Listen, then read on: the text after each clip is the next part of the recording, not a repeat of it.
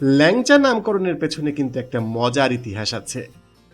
নদিয়ার রাজা কৃষ্ণচন্দ্র মেয়ের বিয়ে দিয়েছিলেন বর্ধমানে। অনেক দিনের রীতি অনুযায়ী বাঙালি মেয়েরা প্রথম সন্তান জন্ম দিতে বাপের বাড়ি চলে আসে। সেই হিসাবে অন্তঃসত্ত্বা হওয়ার পর রাজকন্যাও চলে এসেছিলেন নদিয়ায়। কিন্তু কি হলো, রাজকন্যা মুখের রুচি হারিয়ে ফেললেন, কিছুই খেতে পারছিলেন না। শেষ পর্যন্ত তিনি জানালেন তার শ্বশুর বাড়ির বর্ধমানে এক ময়রা আছে, তার বানানো মিষ্টি খেলেই তার রুচি ফিরে পেতে পারেন।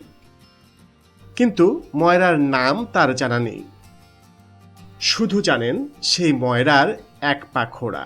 অবশেষে খুঁজে আনা হলো সেই ময়রাকে, আর তিনি যে মিষ্টি বানিয়ে খাওয়ালেন তা খেয়ে রাজকন্যা তো বটেই, পুরো নদিয়াবাসী বিমোহিত হয়ে গেল। কিন্তু কি মুশকিল, এই মিষ্টির নাম তো জেনে নেওয়া হয়নি। তাই ঠিক করা হলো, ময়রা যেহেতু ল্যাংড়া আর লেংচে লেংচে হাঁটেন, তাই এর নাম দেওয়া যাক ল্যাংচা।